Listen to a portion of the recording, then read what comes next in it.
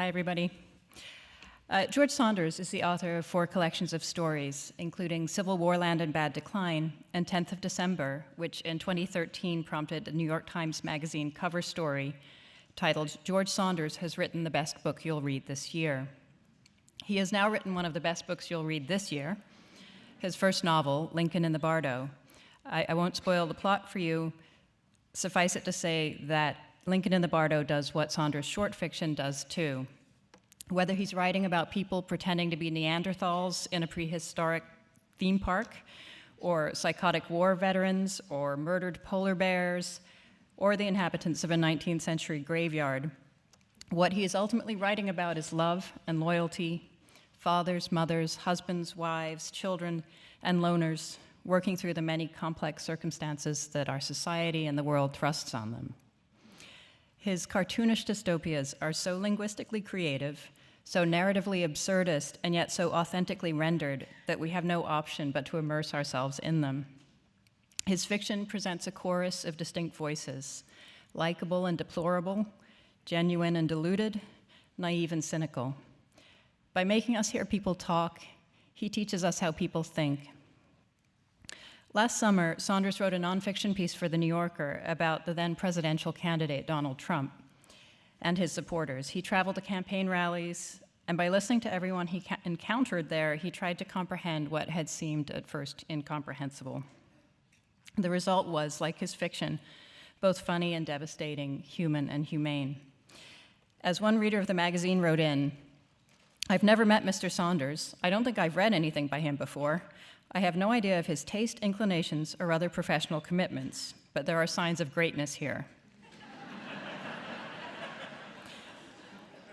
Keep Saunders going, and that greatness will become plain for all to see. And if he talks back, I recall journalists tend to do that kind of thing. Tell him it's his destiny, and he simply has to get on with it. So here he is, getting on with his destiny. Please welcome George Saunders.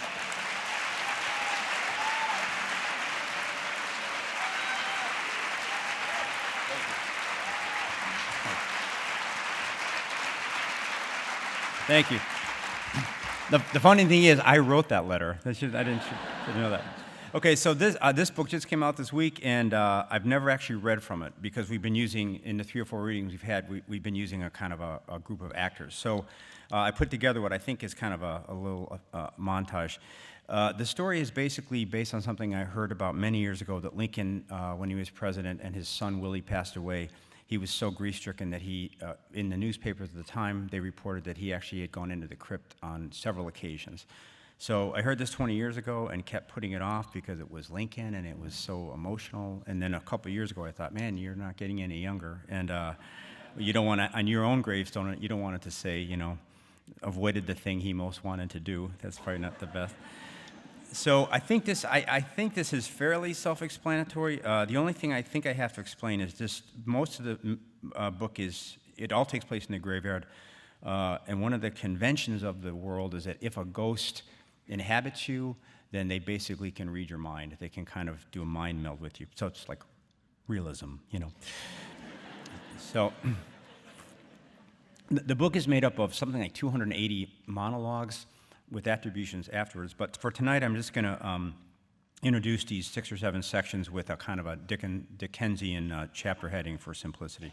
So this first section is Isabel Perkins, an invalid, from a window across the street from Oak Hill Cemetery, writes a letter to her brother. Yesterday around 3, there came a considerable procession, perhaps 20 carriages and nowhere to put them. They stopped on the lawns of the houses and sat aslant on the cemetery land by the fence, and who should alight from the hearse but Mr. Lincoln himself, whom I could recognize from his likeness, but sore bent down and sad in countenance, almost needing to be urged along, as if reluctant to enter that drear place. I had not yet heard the sad news and was momentarily puzzled, but soon enough, the situation being made clear, I prayed for the boy and family. It has been much in the papers regarding his illness, and it has had the unhappy outcome now. The carriages continued to arrive over the next hour until the street was impassable. The large crowd disappeared inside the chapel, and from my open window I could hear the proceedings within. Music, a sermon, weeping. Then the gathering dispersed and the carriages moved off, several becoming stuck and requiring unsticking, the street and lawns being left a considerable mess.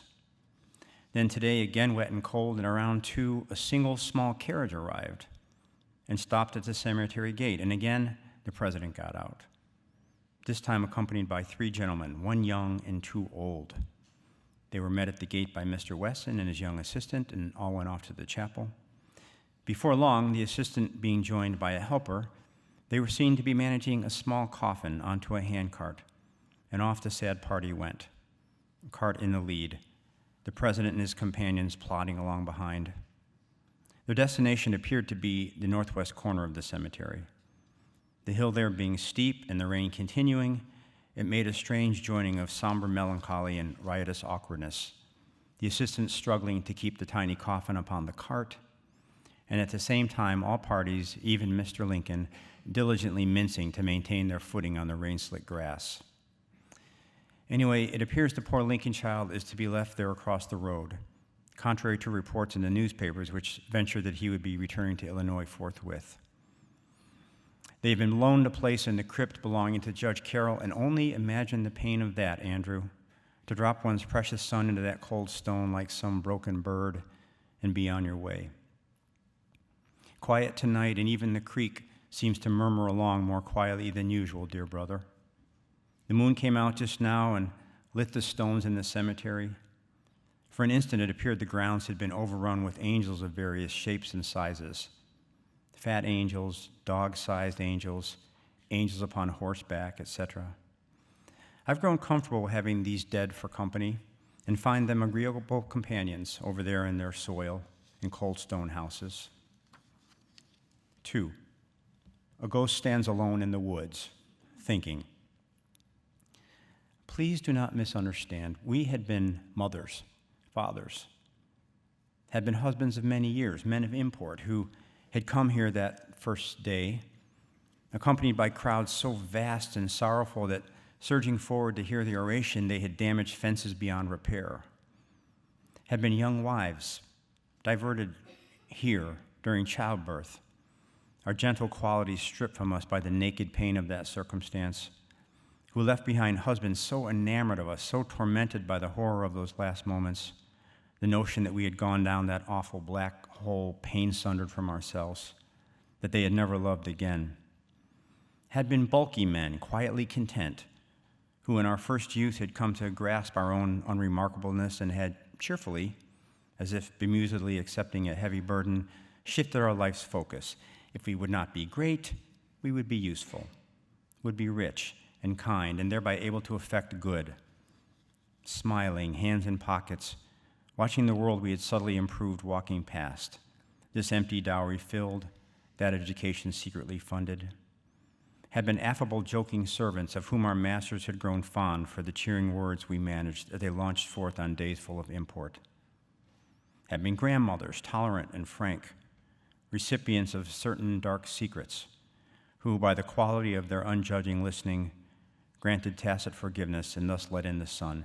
What I mean to say is, we had been considerable, had been loved, not lonely, not lost, not freakish, but wise, each in his or her own way. Our departures caused pain.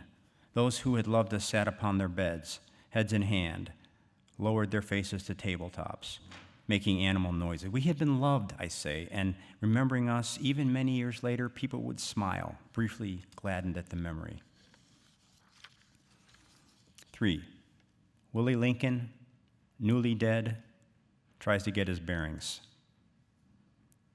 Mother says I may taste of the candy city once I'm up and about. She has saved me a chocolate fish and a bee of honey. Says I will someday command a regiment, live in a grand old house, marry some sweet and pretty thing, have little ones of my own. I like that. All of us will meet in my grand old house and have a fine... I will make the jolliest old lady, Mother says. You boys will bring me cakes round the clock while I just sit. How fat I will be. You boys must buy a cart and take turns wheeling me around, ha ha. Mother has such a nice way of laughing. We are on the third stair step number 3. That has 3 white roses on it. Here's how it goes from stair step number 1 to stair step number 5 in number of white roses. 2, 3, 5, 2, 6. Mother comes in close, touches her nose to mine. This is called Nini, which I find babyish, but still I allow it from time to. Father comes along and says, "Say, can I get in on this pile-up?" He can. If Father puts his knees on stair step number 2 and stretches, he can reach with his fingers to stair step number 12. He is that long, has done it many times.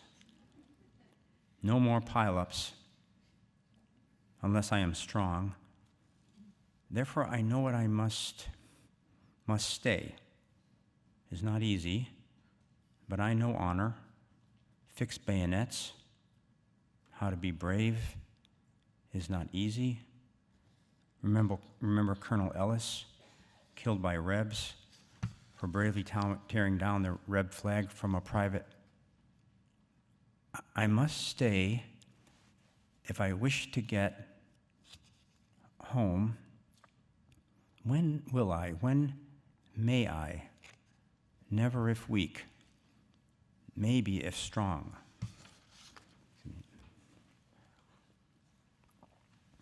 Jack Manders, night watchman, greets a strange visitor. At approximately 1 a.m. tonight, per this report, President Lincoln arrived at front gate requesting he be allowed to enter, same accordingly. Not knowing what else to do given his position, which is president. Not an inconsiderable position for him to have or anyone. I did allow entry, even though, as you know, Tom, protocol states once gate locked is not to be unlocked until such time as unlocking is scheduled, to wit morning.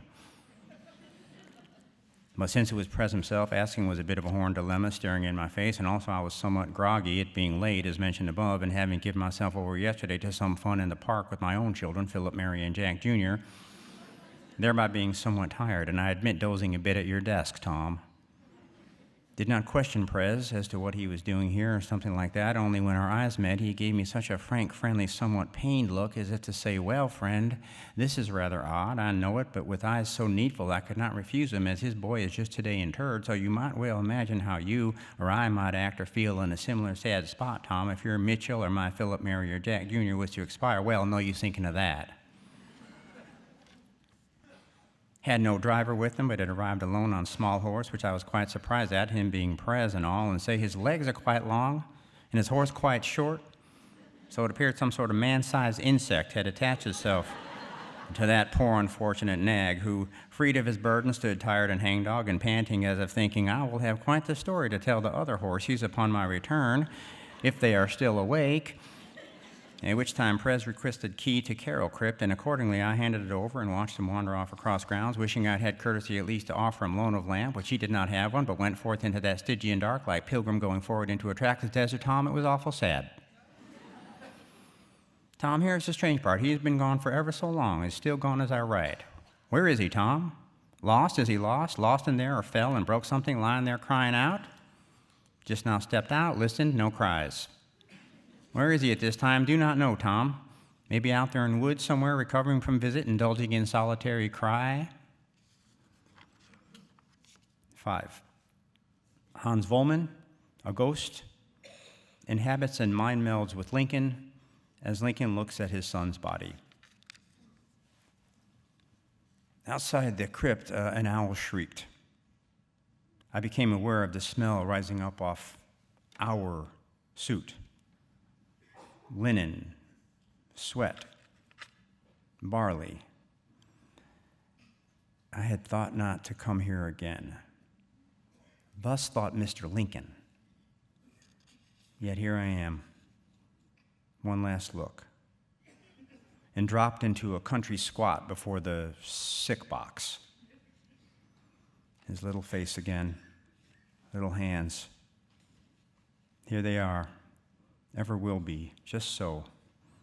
No smile, ever again. The mouth a tight line.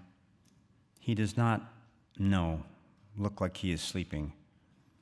He was an open-mouthed sleeper, and many expressions would play across his face as he dreamed, and he would sometimes mumble a few silly words.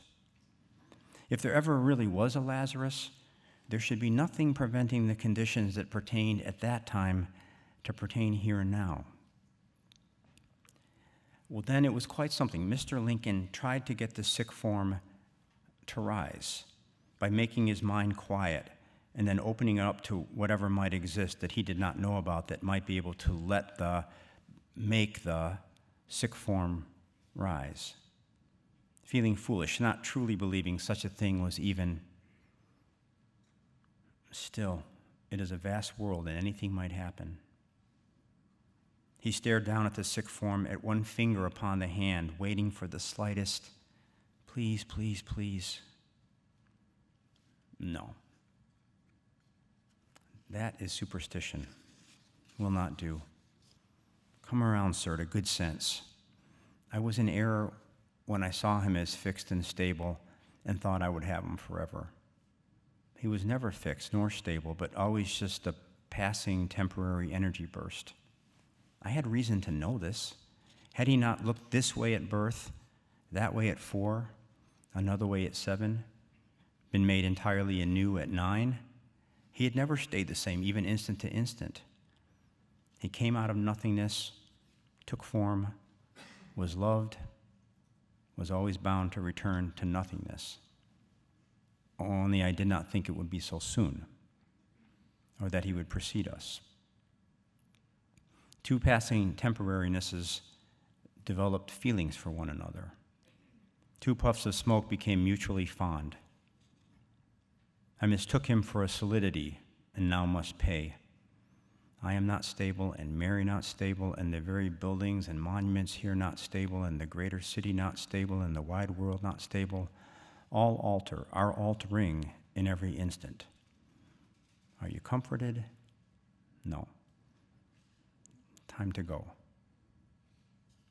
thought Mr. Lincoln, rising up a bit on his haunches in a pre-leaving way. When toddling along he went down, I swept him up and kissed away his tears. When none were playing with him in Prester's lot, I came over with an apple and cut it up for all. That did the trick. That in his natural way. Soon he was bossing and leading. And now I am to leave him unhelped in this awful place. You wallow. He's beyond your help. Old Mr. Grassy in Sangamon went to his wife's grave 40 days in a row. At first it seemed admirable, but before long we were joking about him and his store went to ruin. Therefore, resolve. We must now cause yourself to have such thoughts, however harsh, as will lead you to do what you know to be right. Look down at him, at it. What is it? Frankly, investigate the question. Is it him? It is not. What is it? It is that which used to bear him around. The essential thing, that which was born, that which we loved, is gone. Though this was part of what we loved the way he, the combination of spark and bearer, looked and walked and skipped and laughed and played the clown. This here is the lesser part of that beloved contraption. Absent that spark, this lying here is merely, think it, go ahead. Allow yourself to think that word. I would rather not. It is true. It will help. I need not say it to feel it and act upon it. It is not right to make a fetish of the thing. I will go. I'm going. I need no further convincing. Say it, though, for truth. Say the word rising up in you. Oh, my little fellow. Absent that spark, this lying here is merely, say it, meat. A most unfortunate conclusion. I tried again inside of Mr. Lincoln, giving it my all. Stay, I beseeched. He is not beyond your help, not at all. You may yet do him much good. Indeed, if you return, you may be of more help to him now than you ever were in that previous place. For his eternity hangs in the balance, sir. If he stays, the misery that will overtake him is quite beyond your imagining. So linger, tarry, do not rush off. Sit a spell, make yourself at home, dawdle, and settling in, be thee content, I implore you. I had thought this helpful. It's not. I need not look upon it again. When I need to look upon Willie, I will do so in my heart, as is proper, there where he is yet intact and whole. If I could confer with him, I know he would approve, would tell me it is right that I should go and come back no more. He was such a noble spirit. His heart loved goodness most. So good. Dear little chap.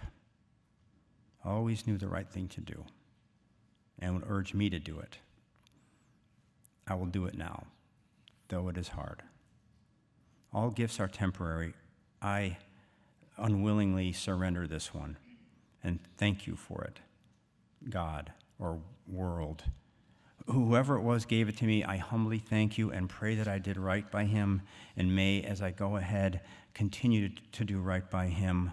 Love, I know what you are. 6, Isabel Perkins again, from the window across the street. Dear brother, a postscript. After writing the above, went to bed. Sometime later, woke to sound of horses' hooves.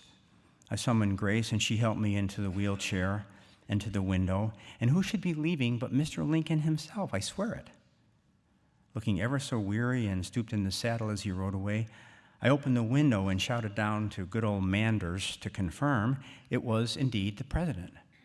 What must be the extent of his heartache for him to have come here at this cold and cruel hour of the night? Now I must have Grace help me back to bed. I'm doing my best to summon her only when necessary, as she has been out of sorts with me lately, always in a bad temper and never jolly with me anymore, as if sick of me, and who could blame her? It's not happy to be at the beck and call of one so immobilized. And I cannot blame her, for I recently am having more pain, and my good spirits often compromised. But she is no friend. Of this I must constantly remind myself. She is hired by us to care for me, and that is all. Brother, when do you come home? I know you wander for your own purposes, but find it hard to believe you are not lonely. Or perhaps you have charmed some prairie lady. Your sister is tired and lonely and sick. Do you not love me? Do you not wish to see me again? Please come home. I do not wish to alarm you. Do not say these things to force you home, but feel so poorly lately, weak and drifting in mind and unable to eat. Is it not right that we who love one another should be together? Please come home. I miss you so and have no real friend here in this place. Your loving sister, Isabel.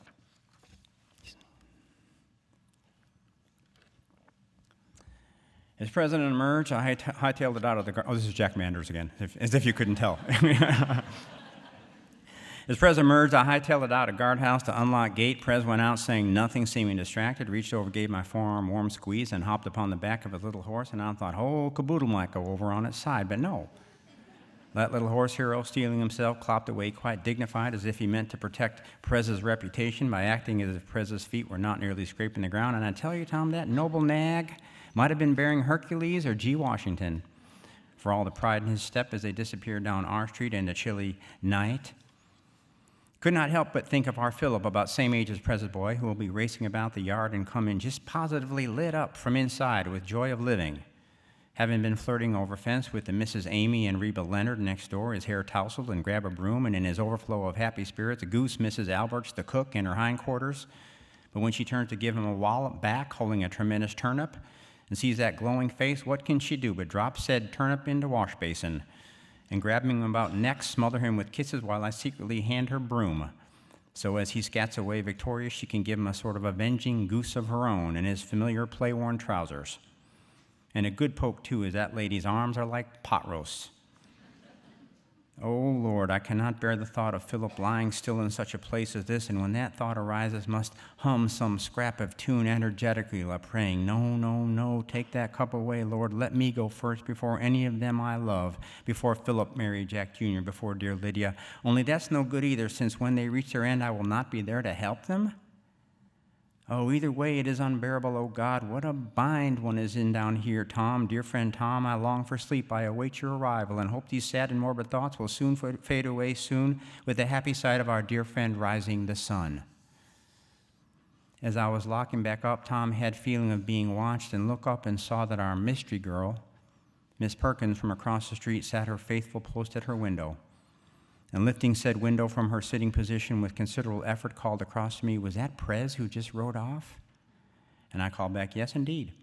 And it was sad, Tom, as I have known her, or seen her at least, since she was a little girl who could still walk and run with all the others, and now she must be nearly 30. And feeling kindly inclined toward her now, I called up she best shut the window for the cold, for I had heard she was not well, and she thanked me for my concern and said it was a sad thing, wasn't it, about Prez's son? And I said, "Oh, very sad indeed." And she said she thought the child must surely be in a better place. And I said, "I hope so," and prayed so. And our voices hung there as if we were last living souls on earth. And "Good night," said I, and "Good night," said she, and brought her window down, and soon enough her light went out. Thank you. Thank you very much.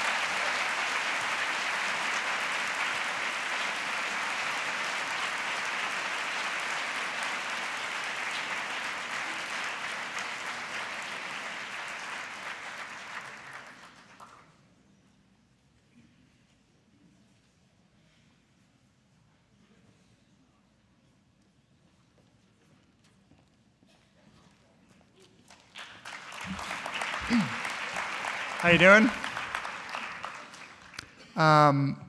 You know, this is an important event to me. I flew back from LA, where I'm polishing up the script for my new kind of remake, Red Dawn. Sorry, it's a joke. It's a rough crowd. Okay, I'm trying to keep it light. Red Dawn, sorry. Okay, so I'm here to introduce Colson Whitehead. Through my job at NYU and the brass tacks of being a writer in New York, I do a lot of these intros. Introducer, the novelist's sideline. Movie directors on off days shoot TV commercials. Authors stand at lecterns and praise their friends, even sometimes when their friends are not especially praise-deserving. It's a pretty easy gig. But on this night, standing in this very cool square of literary real estate, I find myself struggling in my mind's pocket to grab something right to say. It's because of Colson's book, because of his thought-crammed, difficult, page-turning, richly angry, great book. Novels are rarely in this time of what? In this time of diminished everything. Novels are rarely sensations, and sensations are rarely worthy, and worthies are rarely important. Colson's book is all of these things. Important. One hears that scream word all the time. It's the devalued cash in the blurber's economy. Twilight is an important book. 50 Shades Darker is an important book. So says the handcuff and lubricant lobbies. What does it mean, important? It means very little, usually. In calmer times, less barbed times, I might even contend that any good book is important. That phrase isn't a shibboleth. And maybe it's really true. Regardless, Colson's book is important. It is inarguably important. It is a reminder. You think you know slavery? And maybe you do. But his book is an angry memory aid. It will make you see it fresh, the very specific and hideous cruelty of American life for black people, a cruelty incessant and casual, and casually extended from one person, one community to another. Because of the liberties Colson takes, and as realistic as it is, the Underground Railroad is not a work of realism. Because of the liberties Colson takes, he shows the horrors in a way that allows us to experience them as if for the first time. I don't mean to say the book is a polemic. Cora and Caesar The two slaves who fight for their freedom are the sort of characters who stay with readers forever, real-seeming, passionately bound up, pardon the pun, in their stories and unique. And Colson handles the plot with such manipulative skill. There's a Hitchcock movie mastery to it, mastery at a level that's rare, not just in literary novels, but in any novel. Still, in the end, what makes this book important is, most of all, I think, the fact that, with its clear-eyed anger, Underground Railroad tells America that until our relationship to the past is resolved, and maybe even after that, the nation will always stand face to face with its own hollowness, with the inadequacy of a dream that is so fitfully true. I keep mentioning the anger of the book, which is odd because A, I never thought anger itself could be so salutary in fiction, and B, because Colson, if you know him, is a low-temperature fellow. But Colson has written a beautifully angry book. It is always precise and elegant and furious, and different from what he has done before. In Colson's earlier work, there were flourishes of lyricism, of humor. You admire those books, the hilarious Sag Harbor, the wised-up John Henry Days, the unpredictable Intuitionist. You admired these books because they showed pure virtuosity, because they were almost insultingly skillful. The Underground Railroad attempts a less happy goal. It is a flashlight burning its angry flare on the hidden obvious. So you see what's before you, what has always been before you. And so you'll end up loving this book in an even more profound way than you do the others, because it seems almost insultingly right. Colson Whitehead.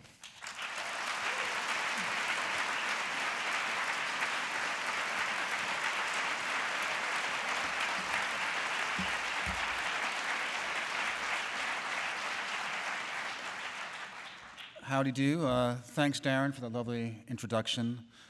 I'm not sure who told you that my nickname growing up was Diminished Everything, but I'm going to find out who did.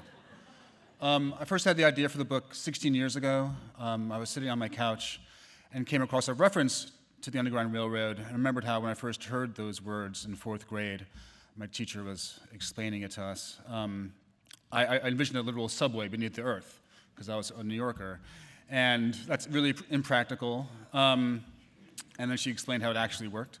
But I was sitting on my couch, and I thought, that's a really weird idea for a book. That'd be cool.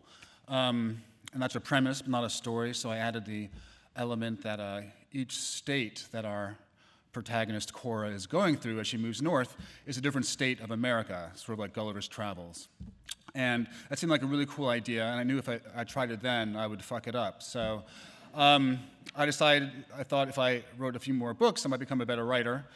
Maybe if I worked at being a better person, I might bring that to the work, and I could pull it off over the years, put that work on myself. And then each time I finished a book, I would think, am I ready? And the answer was always no, until about 3 years ago. I'd sold the book to my editor, but I was having some doubts. So I told my wife about the Underground Railroad idea, and sometimes you have to make conversation in a marriage to kill the silences. So I told her the story, and she said, well, I don't want to say that the book you're working on now about a writer in Brooklyn going through a midlife crisis is dumb per se. But his other book sounds really good. So I was like, huh.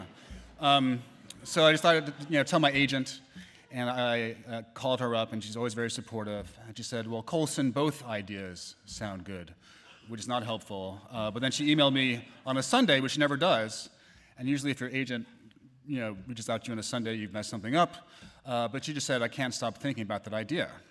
So that was 2. And then Wednesday was shrink day, so I told my shrink. And she just said, what are you, crazy? I mean, we both know you're crazy, but this sounds like it'd be really up my alley, up your alley. So I only left my editor, who had already told me about this other book, and he just said, giddy up, motherfucker, which is old school publishing talk for, that's a very good idea, it's very compelling, let's work on it. So I did, and this is what happened. So in this section, it's Old Jockey's birthday. He's the oldest slave on the plantation, and whenever he feels a need for release in the plantation hell, he says, "It's my birthday," and it could be once a year or twice a year, and they have food and they have music. Cora is our protagonist. There's a reference to Caesar. He's a new addition to the plantation.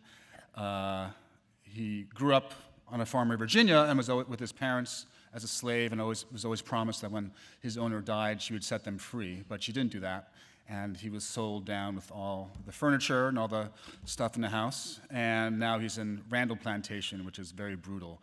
It's owned by two brothers, Terrence and James. Cora, 16, 17. We're not sure how old she is because slave masters didn't really keep track of their slaves' ages. They were tools, objects. In the same way you might have a dog Spot and know that he's 6 or 7 years old and not know the exact date. That's sort of like the same kind of attitude. And there's a reference to Chester, who's a 10-year-old orphan, and Cora has taken him under her wing.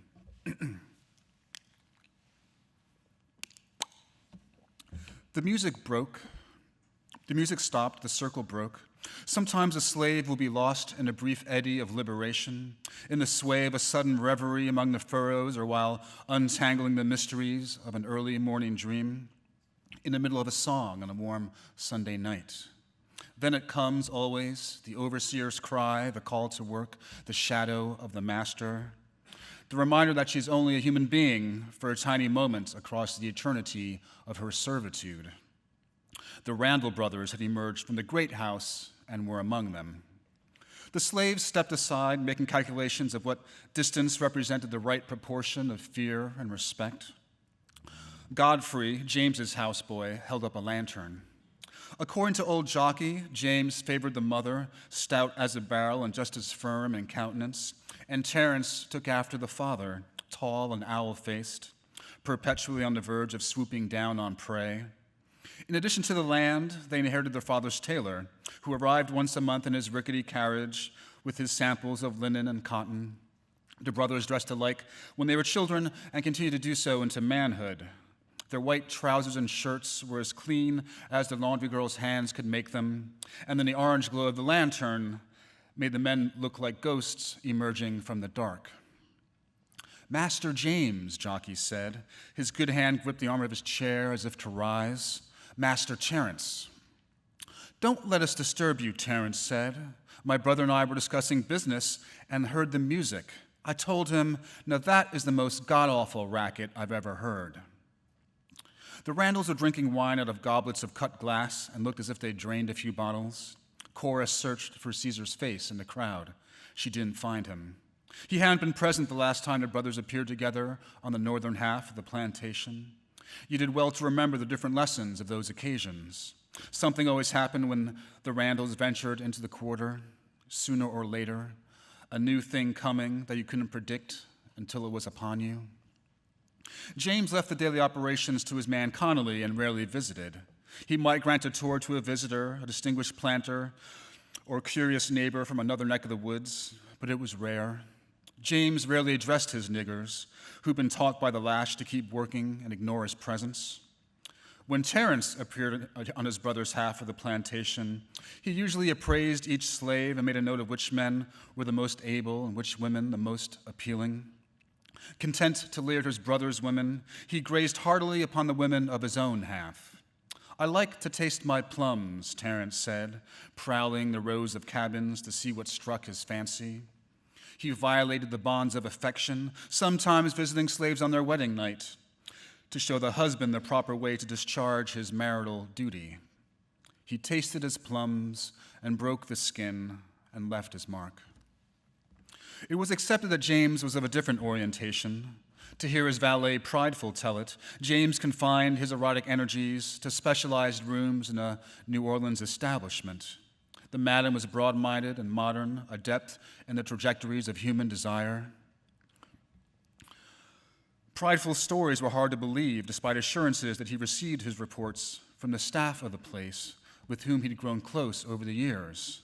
After all, what kind of white man would willingly submit to the whip? Terrence scratched his cane in the dirt. It had been his father's cane, topped with a silver wolf's head. Many remembered its bite on their flesh. Terence said, "Then I recollected James telling me about a nigger he had down here, could recite the Declaration of Independence. I can't bring myself to believe him. I thought perhaps tonight he can show me, since everyone is out and about from the sound of it." James said, "We'll settle it. Where is that boy, Michael?" No one said anything. Godfrey waved the lantern around pathetically. Moses was the boss unfortunate enough to stand closest to the Randall brothers. He cleared his throat. "Michael dead, Master James." Michael, the slave in question, had indeed possessed the ability to recite long passages. According to Connolly, who heard the story from the nigger trader, Michael's former master was fascinated by the abilities of South American parrots and reasoned that if a bird could be taught limericks, a slave might be taught to remember as well. Merely glancing at the size of their skulls told you that a nigger possessed a bigger brain than a bird. Michael had been the son of his master's coachman, had a brand of animal cleverness, the kind you see in pigs sometimes. The master and his unlikely pupil starred with simple rhymes and short passages from popular British versifiers. They went slow over the words the nigger didn't understand, and if truth be told, the master only half understood. But they made miracles, the tobacco farmer and the coachman's son. The Declaration of Independence was their masterpiece. Michael's ability never amounted to more than a parlor trick, delighting visitors before the discussion turned, as it always did, to the diminished faculties of niggers. His owner grew bored and sold the boy south. By the time Michael got to Randall, some torture or punishment had addled his senses. He was a mediocre worker. He complained of noises and black spells that blotted his memory. In exasperation, Connolly beat out what little brains he had left. It was a scourging that Michael was not intended to survive, and it achieved its purpose. James said, "I should have been told," his displeasure plain. Michael's recitation had been a novel diversion the 2 times he trotted the nigger out for guests. Terence liked to tease his brother. "James," he said, "you need to keep better account of your property." "Oh, don't meddle." Terence continued, "I knew you let your slaves have revels, but I had no idea they were so extravagant. Are you trying to make me look bad?" "Don't pretend you care what a nigger thinks about you, Terence." James's glass was empty. He turned to go. "Oh, one more song, James. These sounds have grown on me." George and Wesley, the musicians, were forlorn. Noble and his tambourine were nowhere to be seen. James pressed his lips into a slit. He gestured, and the men started playing. Terence tapped his cane. His face sank as he took in the crowd. "You're not going to dance? I have to insist. You and you and you." They didn't wait for their master's signal. The slaves of the northern half converged on the alley, haltingly, trying to insinuate themselves into the previous rhythm and put on a show. Putting on a show for master was a familiar skill, the small angles and advantages of the mask, and they shook off their fear as they settled into their performance. Oh, how they capered and hollered, shouted and hopped. Certainly this was the most lively song they'd ever heard, the musicians the most accomplished players the colored race had to offer. Cora dragged herself into the circle, checking the Randall brothers' reactions on every turn like everyone else. Jockey tumbled his hands in his lap to keep time. Cora found Caesar's face. He stood in the shadow of the kitchen, his expression flat. Then he withdrew. "You!" It was Terence. He held his hand before him as if it were covered in some eternal stain that only he could see. Then Cora caught sight of it, the single drop of red wine staining the cuff of his lovely white shirt. Chester, the boy, had bumped him. Chester simpered and bowed before the white man. Sorry, master. The cane crashed across his shoulder and head again and again. The boy screamed and shrank to the dirt as the blows continued. Terence's arm rose and fell. James looked tired. One drop. A feeling settled over Cora. She'd not been under its spell in years, since she brought the hatchet down on Blake's doghouse and sent the splinters into the air. She'd seen men hung from trees and left for buzzards and crows, women carved open to the bones with the cat o' nine tails, feet cut off to prevent escape and hands cut off to stop theft. She'd seen boys and girls younger than this beaten and had done nothing. This night the feeling settled on her heart again. It grabbed hold of her, and before the slave part of her caught up with the human part of her, she was bent over the boy's body as a shield. She held a cane in her hand like a swamp man handling a snake, and saw the ornament at its tip. The silver wolf bared its silver teeth. Then the cane was out of her hand. It came down on her head. It crashed down again, and this time the silver teeth ripped across her eyes, and her blood splattered the dirt. So after that, things get untenable for Cora. And she takes up Caesar on his offer to go on the Underground Railroad. And the main line of the book is Cora's trip state to state. And then in between those states are sort of short biographical chapters. They're like 6 pages long. And the next one I'm going to read is one of them. It's Arnold Ridgeway, the slave catcher, who was chasing Cora state to state. And all of them are 6 pages, but Arnold wanted 10, so I gave him 10, even though it broke my rule, and I felt really upset. But I'm not going to read all the 10 pages, don't worry. Arnold Ridgway's father was a blacksmith.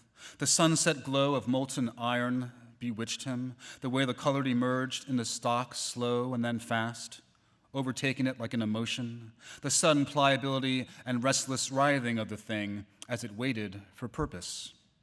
His forge was a window into the primitive energies of the world. His father had a saloon partner named Tom Bird, a half-breed who took a sentimental turn when lubricated by whiskey. On nights when Tom Bird felt separate from his life's design, he shared stories of the Great Spirit. The Great Spirit lived in all things, the earth, the sky, the animals, and forests, flowing through and connecting them in a divine thread. Although Ridgway's father scorned religious talk, Tom Bird's testimony on the Great Spirit reminded him of how he felt about iron. He bent to no God save the glowing iron he tended in his forge. He'd read about the great volcanoes, the lost city of Pompeii, destroyed by fire that poured out of mountains from deep below. Liquid fire was the very blood of the earth. It was his mission to upset mash and draw the metal out into the useful things that made society operate: nails, horseshoes, plows, knives, guns, chains. Working the spirit, he called it. When permitted, young Ridgway stood in a corner while his father worked Pennsylvania iron, melting, hammering, dancing around his anvil, sweat dripping down his face, covered in soot-foot's a crown, blacker than an African devil. "You got to work that spirit, boy," he'd say. One day he would find his spirit, his father told him. Ridgway was 14 when he took up with the slave patrollers. Slave patrol was not difficult work. They stopped any niggers they saw and demanded their passes. They stopped any niggers they knew to be free for their amusement, but also to remind the Africans of the forces arrayed against them, whether they were owned by a white man or not. Sort of like Donald Trump demanding Obama's birth certificate for 7 years. They made the rounds of the slave villages in search of anything amiss, a smile or a book. They flogged the wayward niggers before bringing them to jail or directly to their owner if they were in a mood and it was not too close to quitting time. News of a runaway sent them into cheerful activity. They raided the plantations after their quarry, interrogating a host of quivering darkies. Free men knew what was coming and hid their valuables and moaned when the white men smashed their furniture and glass, praying that they confined their damage to objects. There were perquisites apart from the thrill of shaming a man in front of his family or roughing up an unseasoned buck who squinted at you the wrong way. The old Mutter farm had the comeliest colored wenches Mr. Mutter had a taste, and the excitement of the hunt put a young patroller in a lusty mood. According to some, the backwoods stills of the old men on the Stone Plantation produced the best corn whiskey in the county, and a roust allowed Ridgway to replenish his jars. Ridgway commanded his appetite in those days, withdrawing before his Confederates' more egregious displays. The other patrollers were boys and men of bad character. The work attracted a type. In another country, they would have been criminals, but this was America. He liked the night work best, when they lay in wait for a buck who sneaked through the woods to visit his wife on a plantation up the road, or a squirrel hunter looking to supplement his daily meal of slop. Other patrollers carried guns and eagerly cut down any rascal dumb enough to flee, but not Ridgway. Nature had equipped him with weapons enough. Ridgway ran them down as if they were rabbits, and then his fists subdued them, beat them for being out, beat them for running, even though the chase was the only remedy for his restlessness. Charging through the dark, branches lashing his face, stumps sending him ass over elbow before he got up again. In the chase, his blood sang and glowed. And then he moves on from slave patroller to slave catcher.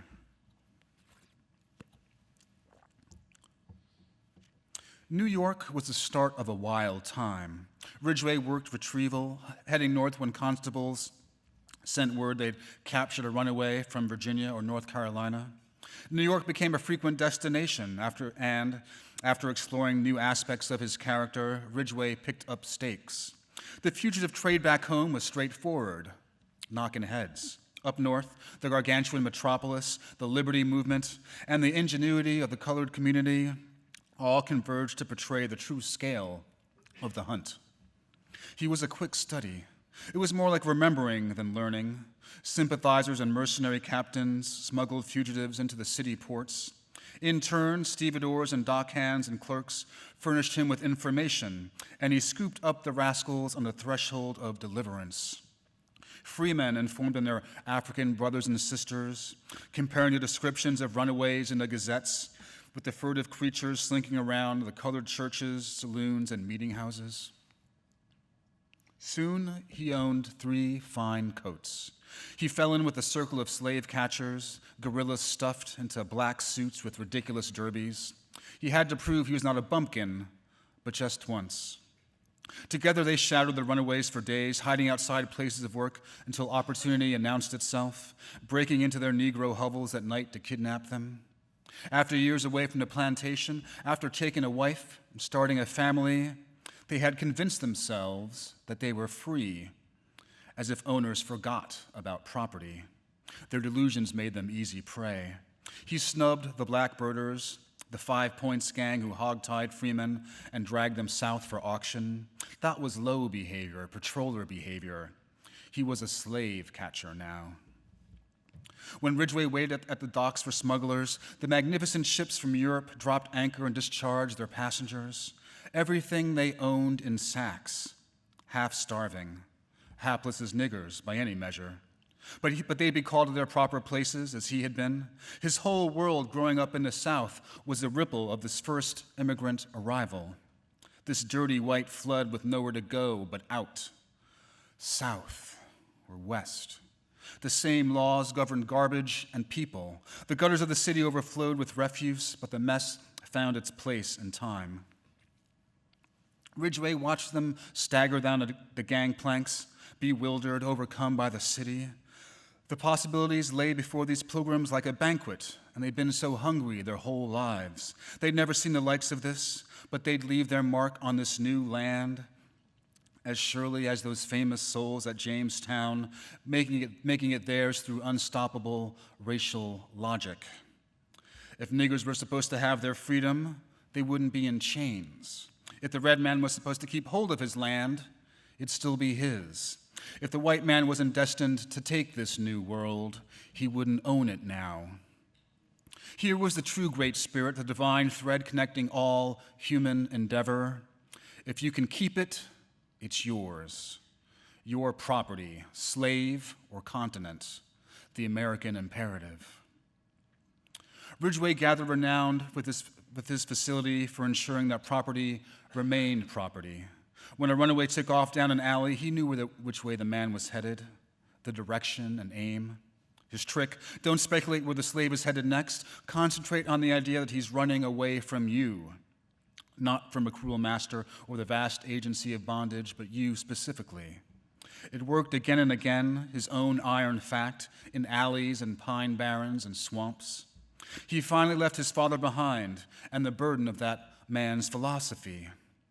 Ridgeway was not working the spirit. He was not the smith rendering order, not the hammer, not the anvil. He was the heat. Thank you.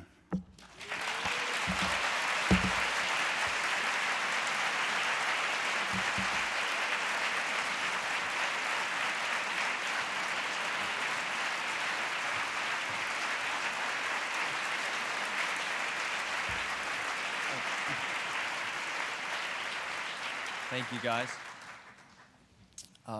Just a few questions before the book signing. This first one is for both of you. George, maybe you'll go first. You both mentioned having the idea for these books years ago, but waiting to start.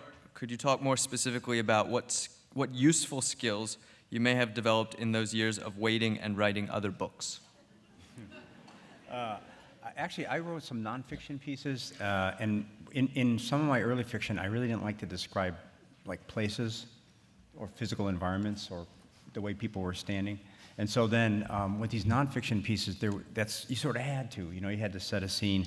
And doing those, I kind of felt like I learned that actually could be good. You could actually have a style that was a little calmer maybe, and presented the reality. And then the other thing happened is I just got older. As Colson was, you get older, and I felt like there was a lot of positive valences in my life that I somehow wasn't finding in my fiction, and that started to feel defective. Like, why can't I, describe love or happiness, say? So that was just kind of a stretching in that way, I guess. Yeah.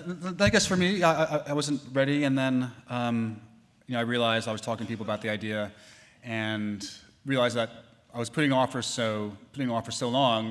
It was probably the thing I should be doing. If it seems scary, maybe that's the thing you should be working on, and not the book that you can do. So that was sort of pushed me over the edge.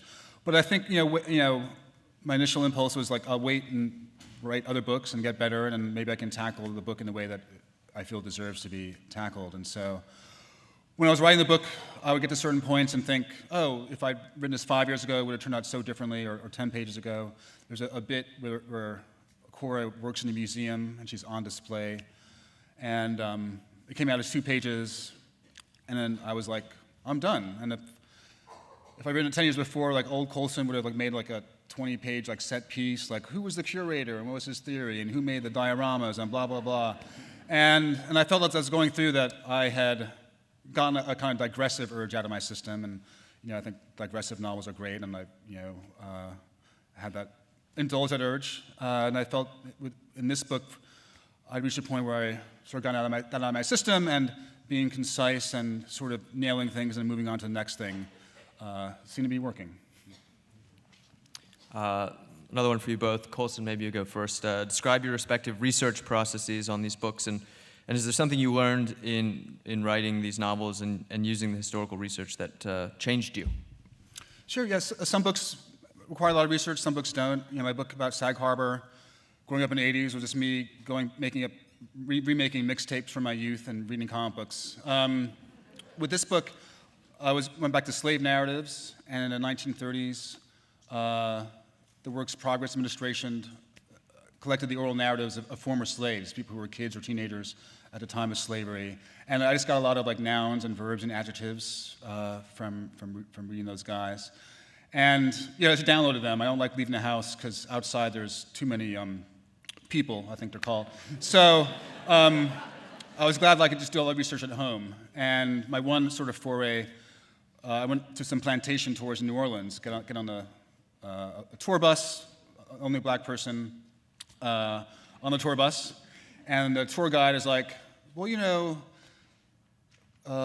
plantation life wasn't all just sitting on the porch drinking mint juleps. You had to keep track of the accounts, the workers. So I'm like, okay, something like that. But I went to 2 plantations. One is the Whitney Plantation, which is a museum now devoted to the slave experience, and that was great, and I got some great names, and got a sense of the atmosphere.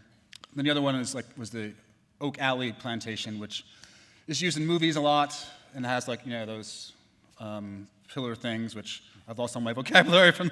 But you'll recognize it. And on the website they advertise you can have like a authentic antebellum wedding. People dress up in costumes for that old-timey flavor.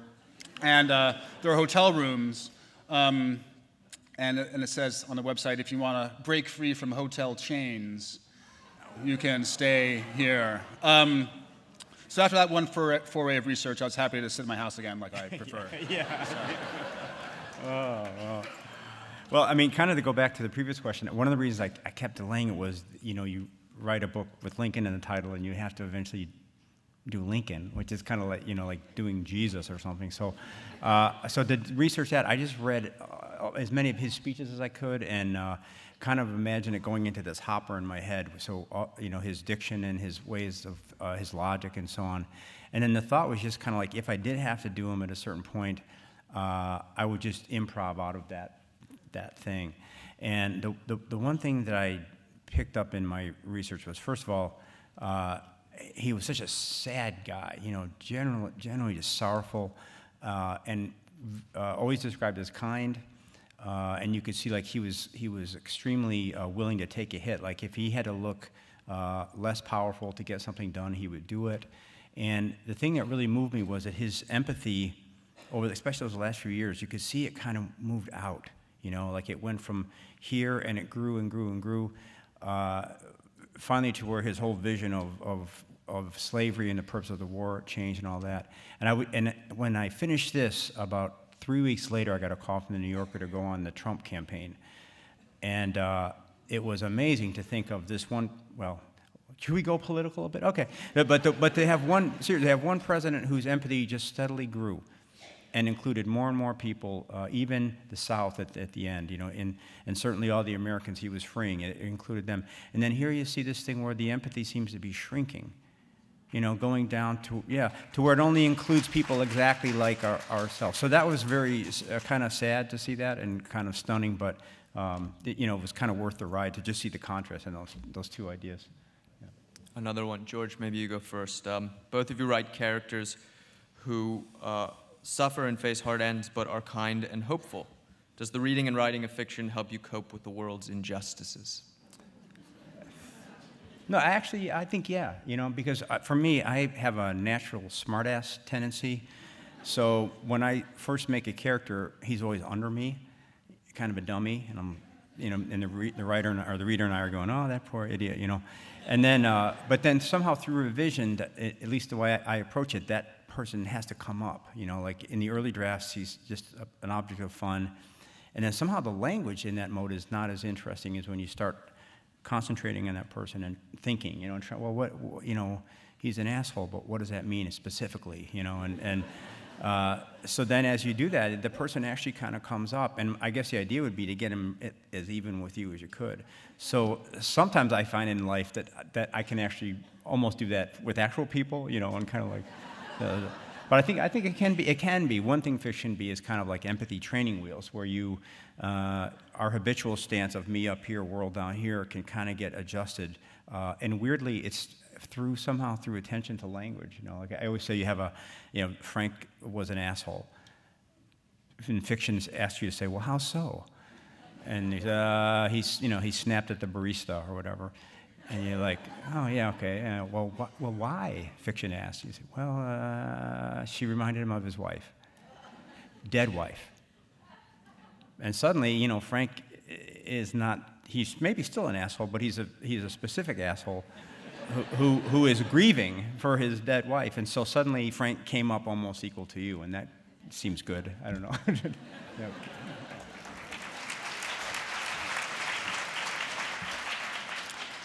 So I guess people in trouble situations, and does fiction writing give me release from the cares of the world, that sort of? This is a fairly broad question. Yeah, the answer is no. I feel terrible all the time, especially now. But put in a good day's work, there's satisfaction in that, and definitely, as I was finishing the book, and things were coming together, I felt a real sense of accomplishment, and I was glad by the response to the book. I like cooking. I like my family. Those things take away the terribleness of the world. We'll do one more. Colson, for you first. It's from one of the students. It says, what are the books, name some of the books that made you into the writer that you are? Sure. I mean, as a kid, it was Marvel Comics and Stephen King made me want to write fiction. And then different books are touchstones for different projects. I think in terms of the voice of this book, rereading 100 Years of Solitude was really helpful. I read it in high school in a really cool class. And I reread it a few months before I started writing. And it seemed, with the way that Garcia Marquez uses fantasy and magic realism in that book, and trying to figure out how I can do these different fantastical jumps in my own book, if instead of having it cranked up to like a Spinal Tapian 11, if I had it down to a mellow sort of simmering 1, I guess that's my fantasy dial. But what if I just had all these sort of fantastic jumps and related them in a matter-of-fact way, and people sort of reacted to them in the book as if they were sort of normal? How would that work out? And so, I mean, I'm always trying to figure out the right tool for the job, and so my book, The Colossus of New York, which I think I read from the last time I was here, was inspired by Allen Ginsberg and Dos Passos, and so different works just stay with me, and then like eventually, can be helpful sometimes. I was telling the students that the first book that I was ever moved by was Johnny Tremaine by Esther Forbes, and partly because it was given to me by this nun that I had a crush on, which is always a good. So if you want to give your kid a good book, dress up as a nun. No, that's not it. But that was a big one, and then later. Hemingway's In Our Time was with me for a long time. And then when I went to study at Syracuse, I heard my teacher, Tobias Wolff, read the About Love trilogy. He was sick, and he had to do a reading, so he decided to read Chekhov, and it was an unbelievable night. So that was the first time when I realized that Chekhov was actually funny. I hadn't read him that way before. And then after that, again through Toby, the Russian writer Isaac Babel and his book Red Cavalry was really huge. And then these days, I just keep going back to Gogol's Dead Souls as a book that I don't even know if I like it. It's just, but it seems like if a writer's job is partly to imitate what God might think of us, which I sometimes think, like, God, what do you think of us? And then God dresses up as just Dickens, and goes, well. That Dead Soul seems to me like I haven't quite cracked the puzzle, but it's so funny and so sad and so off. Off in the way that the guy on the bus next to you is off. He's kind of nice, and there's no reason, but he's just off. And then he's over in his body going, that kid on the bus next to me is really off. And somehow that's Gogolian, and so I'd aspire to do something like that someday. Yeah, thanks. Thank you, guys. Thanks for coming.